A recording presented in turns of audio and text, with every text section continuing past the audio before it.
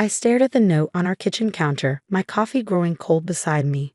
James's handwriting was messy, rushed, like he couldn't wait to be done with our 15 years of marriage. The paper trembled slightly in my hands as I read it again. Emily, I'm done pretending. Living with a workaholic like you was torture. Sarah and I deserve this money more than you ever did. Don't try to find us. By the time you read this, we'll be gone. James. My name is Emily Chen, and at 42, I just discovered my husband had emptied our joint accounts and run off with his 26-year-old assistant. The irony wasn't lost on me. He called me the workaholic, yet he was the one who'd spent the last year working late with Sarah. I set down the note and pulled up our online banking app. Just as his letter promised, our accounts were drained. 15 years of shared savings, $2 million that we built together, gone in a single transaction. The corner of my mouth twitched up into a small smile. Poor James. He really thought he'd won. What he didn't know, what he'd never bothered to ask about during our marriage, was that I hadn't trusted him for years. As the CFO of one of Seattle's fastest-growing tech companies, I knew better than to keep all my assets in one place, especially after I caught him Googling how to hide money from your spouse 3 years ago. I pulled out my phone and dialed Grace, my best friend and the only person who knew the full extent of my preparations. He finally did it, I said when she answered. The accounts? She asked, her voice sharp with concern. Cleared out, every penny. He left a charming note about how he and Sarah deserve it more than I do. Grace was quiet for a moment. How much did he actually get? $2 million from our joint accounts. He has no idea about the other $5 million I've got tucked away, or the fact that I've been documenting his affair for the last 8 months. Another pause. Please tell me you're going to destroy him. I walked to our home office, my home office now, and sat down at my desk, opening my laptop. Oh, I'm going to do more than that. I'm going to let him think he's won first. Let him and Sarah burn through that money, thinking they're living the high life. Then, when they least expect it. You're scary sometimes, you know that. Grace said, but I could hear the smile in her voice. I learned it from the best. The number of times I've watched you take down corrupt CEOs in court. You taught me patience. Grace laughed. Speaking of which, want me to get the paperwork started? Not yet, I said, pulling up my email. I want to see what they do first. Where they go, how they spend it. The PI I hired has been tracking them for weeks. They don't know it, but every transaction, every hotel stay, every fancy dinner, it's all being documented. I clicked through the latest surveillance photos. James and Sarah at the airport yesterday, him in his expensive suit, her hanging on his arm. They looked so pleased with themselves, so certain they'd pulled off the perfect escape. You know what the funny thing is? I continued, studying the images. If he just asked for a divorce like a normal person, I would have given him a fair settlement. But he had to play games, had to try to hurt me. Men like James don't know how to handle women with power, Grace said. It threatens them, makes them do stupid things. She wasn't wrong. Throughout our marriage, James had become increasingly resentful of my success. While I was being promoted, earning bonuses, and making smart investments, his real estate business had stagnated. He blamed the market, his competitors, even me, claiming my long hours made it impossible for him to focus on work. The truth was, he'd grown lazy, coasting on my income while putting minimal effort into his own career. Sarah, with her adoring eyes and constant praise, must have been a balm to his wounded ego. Their flight landed in Bali an hour ago, I said, checking the PI's latest report. First-class tickets, naturally. They've booked the presidential suite at the Four Seasons for a month. Seems they're planning quite the extended honeymoon with my money. Your joint money, Grace corrected. Money he had a legal right to, as much as it pains me to say it. But the hidden accounts are all in my name only, carefully documented as separate property. I know, Grace. I've been preparing for this day for 3 years, ever since I found those Google searches. I just didn't expect him to be so blatant about it. I stood up and walked to the window, looking out at the Seattle skyline. The view from our penthouse apartment was spectacular, especially at sunset. Another asset James didn't know about, I bought this place 2 years ago through my LLC, letting him believe we were still renting. How long are you going to let them play their game? Grace asked. Long enough for them to get comfortable. To think they've gotten away with it. I want them to spend that money, Grace, every penny of it, because when I finally do strike, I want them to have nothing left to fall back on. I heard Grace shuffling papers on her end of the line. Well, when you're ready, I've got a whole team of lawyers just waiting to rain hell on them. You know how much we love taking down entitled men who think they can steal from strong women. I smiled, thinking about the documentation I collected. The photos of James and Sarah at expensive restaurants, the video of them kissing in his office, the records of their hotel stays. All of it meticulously organized and dated. The evidence of their affair was just the beginning. I also had proof of James' attempts to hide assets, his business trips that were actually vacations with Sarah, even recordings of him bragging to his friends about how he was planning to leave me. I appreciate that, Grace. But for now, let's just watch and wait. I want to see how this plays out. After hanging up, I went through my normal morning routine. Shower, dress in one of my perfectly tailored suits, apply my makeup with precision. To anyone looking at me, it would seem like just another day. They wouldn't see the rage simmering beneath my calm exterior, the calculations running through my mind. As I was getting ready to leave for work, my phone buzzed with a text from my sister Catherine. Just saw James's Facebook post. It read, "Are you okay?" I pulled up Facebook, curious about what he'd shared. There it was, a photo of him and Sarah on the beach in Bali, her diamond ring prominently displayed. The caption read, "Starting my new life with the love of my life. Sometimes you have to let go of your past to embrace your future." The comments were a mix of congratulations from people who didn't know he was married and confused questions from those who did. I noticed he'd blocked me, but hadn't counted on Catherine being able to see his posts. I texted her back, "I'm better than okay. Call you tonight. I have quite a story to tell you." Driving to work, I thought about the life James thought he was escaping. Yes, I worked long hours. Yes, I was focused on my career. But I had also loved him, supported him, believed in him when no one else would. I'd used my connections to help him build his real estate business, had encouraged him when deals fell through, had been there through every failure and setback. But it had never been enough. He wanted a wife who would dim her own light to make his shine brighter. Instead, he got me, ambitious, successful, unwilling to play small to soothe his ego. At the office, I threw myself into work, reviewing quarterly reports and preparing for board meetings. My assistant, Michael, hovered anxiously by my door. "Mrs. Chen," he said carefully. I couldn't help but notice Mr. Chen's social media posts. "Should I update your contact information?" I looked up at him, appreciating his tactful approach. "Yes, Michael. And please cancel all his access to the building. If anyone asks, you can say we're separated and leave it at that." He nodded, relief evident on his face. "Of course. And I'm sorry. If there's anything you need." "Thank you, Michael. But I'm fine. Better than fine, actually." And I was. Despite the anger, despite the betrayal, I felt strangely liberated. No more pretending our marriage was working. No more walking on eggshells around James's fragile ego. No more compromising my success to make him feel better about his failures. That evening, I met Catherine for dinner at our favorite restaurant. My younger sister had always been the more cautious one, the one who played by the rules. As I told her everything, the affair, the stolen money, my secret preparations, her eyes grew wider and wider. "Emily," she breathed when I finished, "I can't believe he would do this. I mean, I never liked James, but this?" "Oh, it gets better," I said, pulling out my phone to show her the latest update from my PI.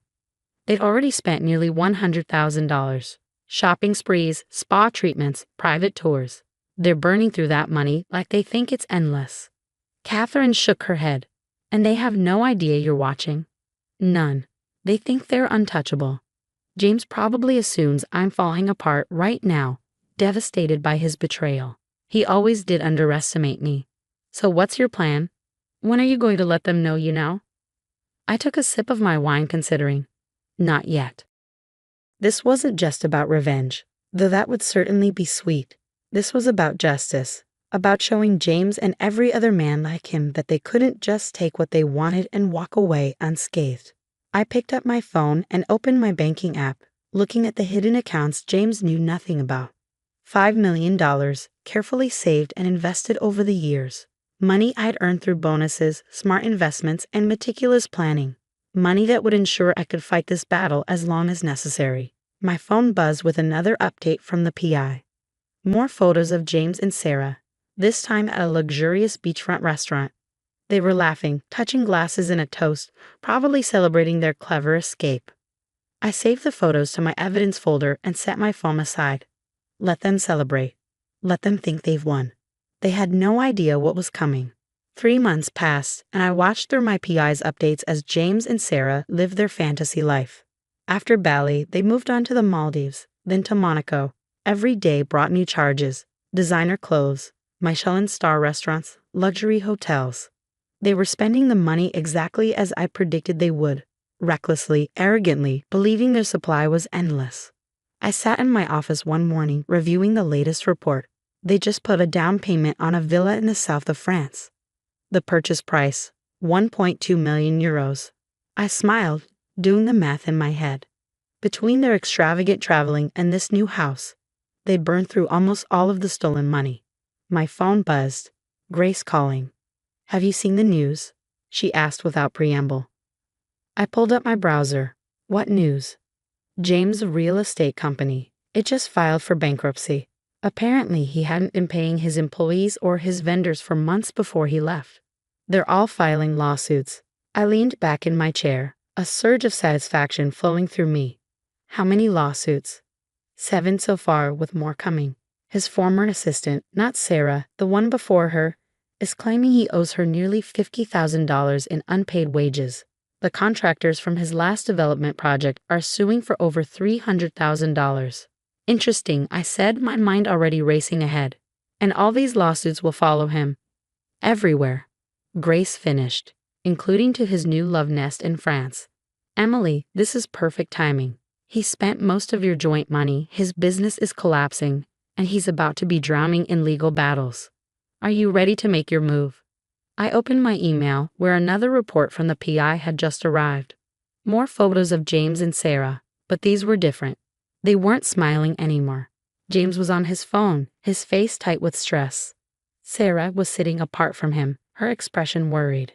"Yes," I said finally. "I think it's time. Send me the paperwork." Within an hour, Grace's team had everything ready. Divorce papers citing adultery and financial misconduct. Documentation of every penny James and Sarah had spent. Evidence of their affair going back months before they left. And my personal favorite, proof that James had been planning this theft for over a year, making him guilty of premeditated financial fraud. I signed everything and sent it back to Grace. How long until he's served? Given that he's in France, we'll have to go through international channels. But I've got contacts. He'll have the papers within 48 hours. I hung up and pulled up my banking app again, looking at my hidden accounts. Unlike James's dwindling funds, my money had grown over the past 3 months thanks to some strategic investments. I hadn't touched a penny of it, living instead on my substantial salary. My intercom buzzed. "Mrs. Chen." Michael's voice came through. "There's a woman here to see you. She says her name is Linda Carter. She's one of Mr. Chen's former clients." I recognized the name immediately. Linda had been trying to build a women's shelter, and James had been handling the real estate deal. Last I'd heard, it had fallen through. "Send her in." Linda walked into my office, looking nervous but determined. "Mrs. Chen, Emily, I'm sorry to bother you at work, but I didn't know where else to go. Your husband, James, he took our deposit for the shelter property. $500,000. The property was never actually for sale. It was all a scam. Those women, they were counting on us." I held up a hand, stopping her. "Linda, sit down. Tell me everything." Over the next hour, Linda laid out the whole story. James had convinced her organization that he had an inside track on a perfect property for their shelter. He'd taken their deposit, strung them along for months, then disappeared. The money that had been raised through years of fundraising, was gone. By the time she finished, I had already made my decision. "Linda, I want you to go back to your board. Tell them the shelter will be built. I'm going to make this right." Her eyes widened. "But how?" "The money." I smiled, thinking about my hidden accounts. Let's just say I have resources James doesn't know about, and I can't think of a better way to use some of it than to help women escape bad situations. After Linda left, I called Grace again. Add one more thing to the lawsuit. I want James's fraud against the women's shelter included. And Grace? I want it public. I want everyone to know exactly what kind of man James Chen is. With pleasure, she replied. The papers are being delivered tomorrow morning, French time. Want me to send you the video? I laughed. There's going to be video? Of course there is. I hired the most expensive process server in France. Trust me, you're going to want to see this.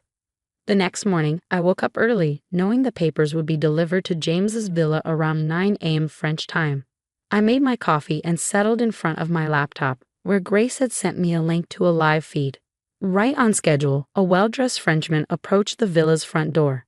Through the camera, I could see James answer, still in his robe, looking annoyed at the early disturbance. Monsieur Chen? The server said formally. I have documents for you from the United States. I watched James's face change as he realized what was happening.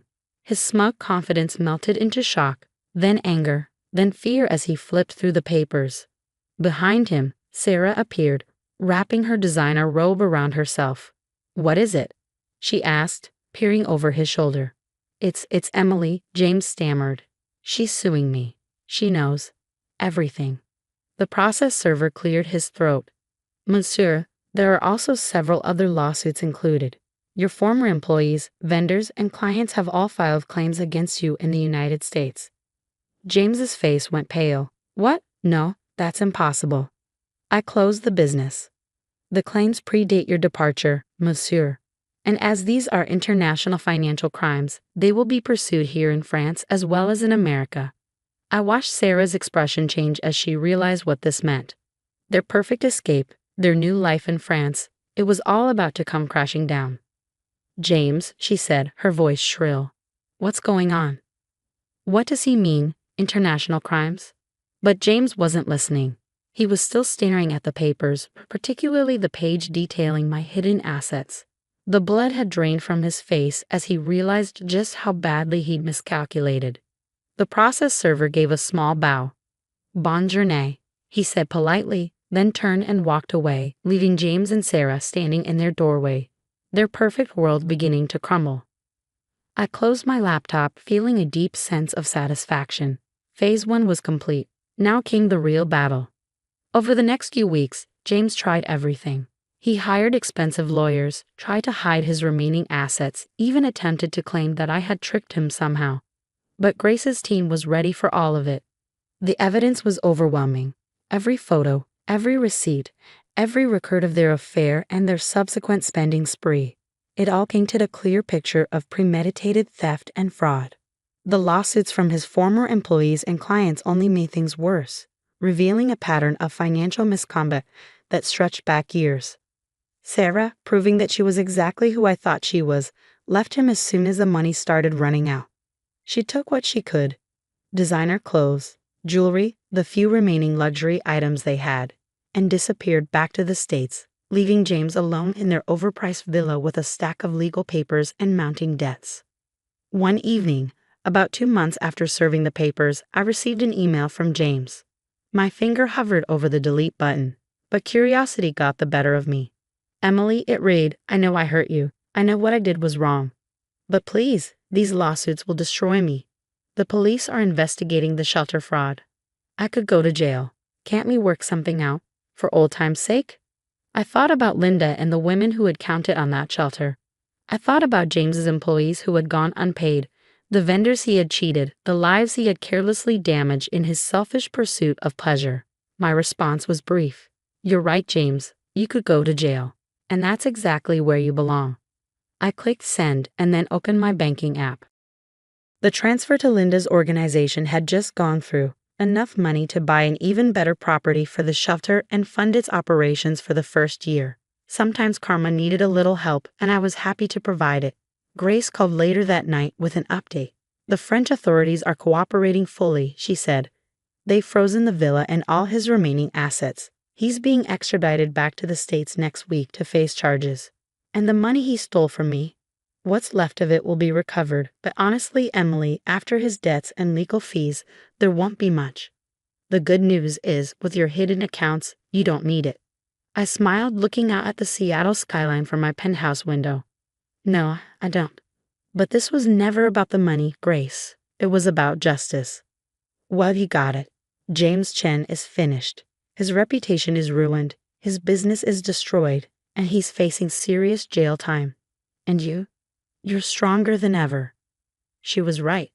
In trying to destroy me, James had only made me stronger. His betrayal had forced me to be more independent, more careful, more strategic, and in the end, those very qualities had been his undoing. 6 months later, I sat in a courtroom watching as James pleaded guilty to multiple counts of fraud. The judge was not sympathetic to his claims of remorse, particularly when the women's shelter fraud came to light. He was sentenced to 5 years in prison and ordered to pay restitution to all his victims. Sarah watched from the back of the courtroom, probably realizing that she had backed the wrong horse. She caught my eye as she slipped out during the sentencing, her designer clothes now looking somewhat shabby, her confident smile replaced by a worried frown. After the hearing, Linda approached me with tears in her eyes. "The shelter opens next month," she said. "We're naming it the Phoenix House, because it rose from the ashes of what James did. Would you consider being on our board?" I hugged her, touched by the offer. I'd be honored. That evening, I hosted a small dinner party in my penthouse. Grace was there, along with Catherine and a few close friends who had supported me through everything. As we toasted to new beginnings, I felt truly at peace for the first time in years. "You know what the best revenge is?" Grace asked, raising her glass. "Living well. And you, my friend, have mastered that art." I smiled, thinking about everything that had happened. James had thought he was punishing me by leaving, had thought he could break me by stealing what we had built together. Instead, he had freed me to be stronger, smarter, and more successful than ever. As I looked around at the smiling faces of my true friends and family, I realized that I had lost nothing that mattered and gained everything that did. Sometimes the best revenge isn't about getting even, it's about getting better. The next morning, I received a letter from James's prison. I recognized his handwriting on the envelope, but this time, there was no urge to read what he had to say. I dropped the unopened letter in the shredder and headed to work, ready to face whatever challenges the day might bring. After all, I had proven that I could handle anything life threw at me, and I had done it not by being bitter or cruel, but by being smart, prepared, and ultimately true to myself. That, more than any revenge, was the sweetest victory of all.